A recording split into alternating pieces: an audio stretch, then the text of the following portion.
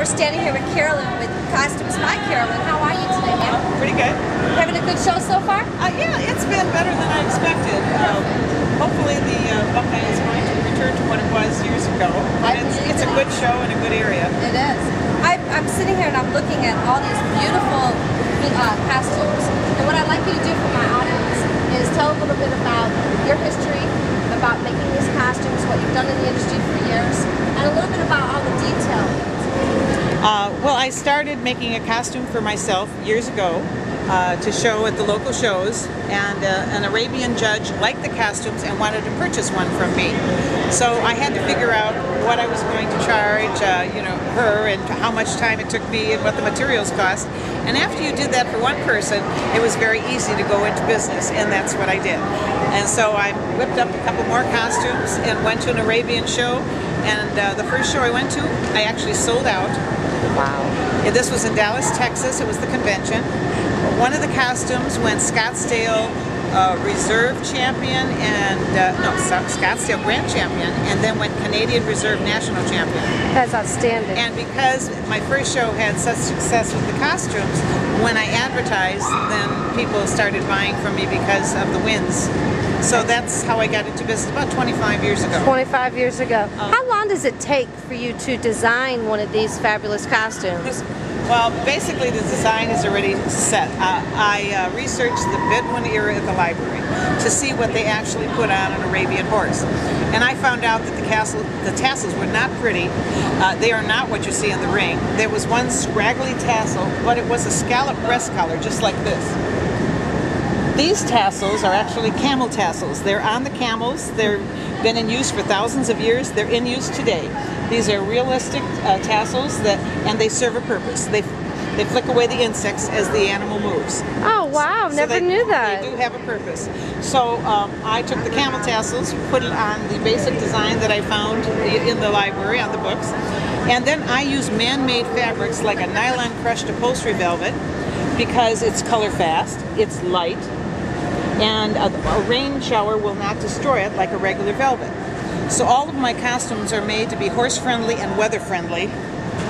I like the design that's basically what they really used. They rode in caftans, not capes and not robes. Caftans. A caftan like this is what they actually ride in.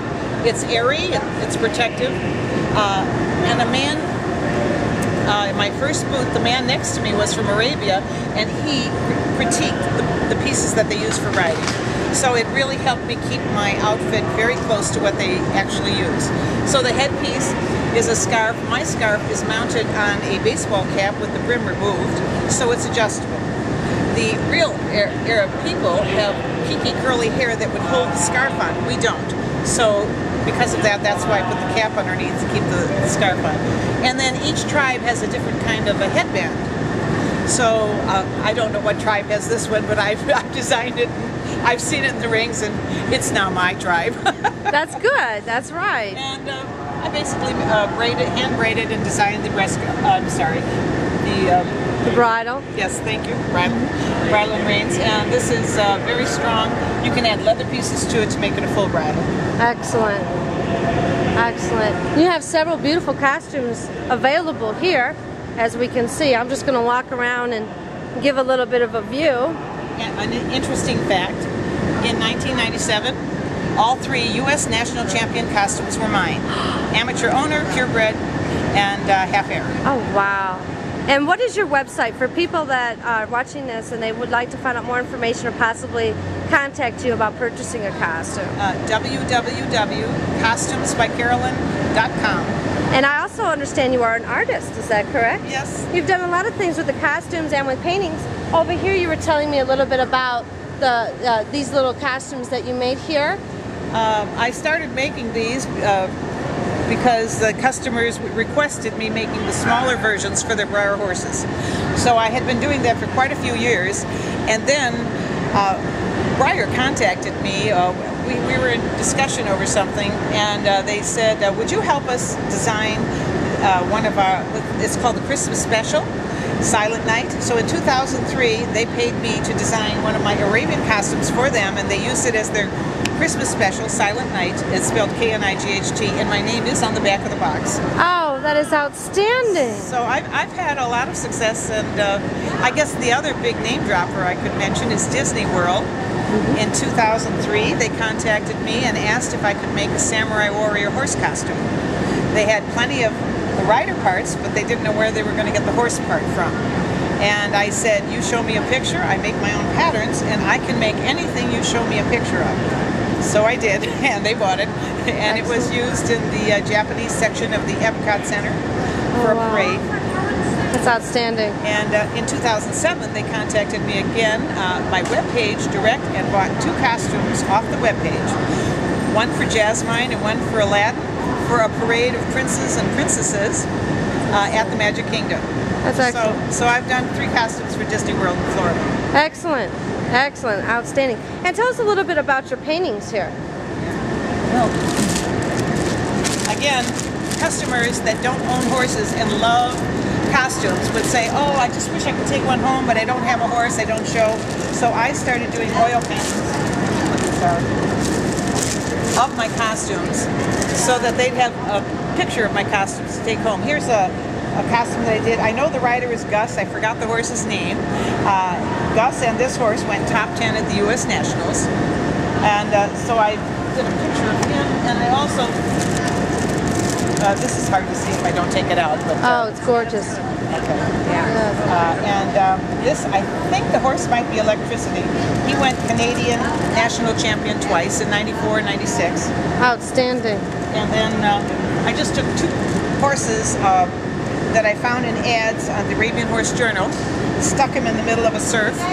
I refer to this as water chestnuts. I changed their color because I didn't want to copy without permission. So I think they're originally bays. I made them chestnuts.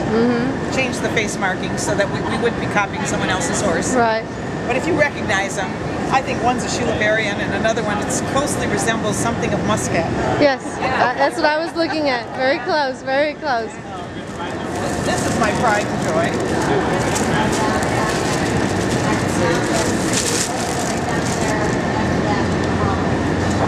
This is my son John, not the one that Joe is here, but this is John. When he was about 12 years old, in our backyard on the family horse, Sarka. Oh, wow. I entered this, of course it's a monochrome, just all blue. I entered this in an art contest in Mount Carroll with 80 artists, and this won Best of Show overall. Oh, awesome. The judge just loved the feeling. She said, "This must be a relative of yours." She said, because the whole feeling is warm. Yes, very much so. Outstanding. Well, you're very creative, very artistic. You've done a lot of positive things for our industry. These costumes are absolutely phenomenal.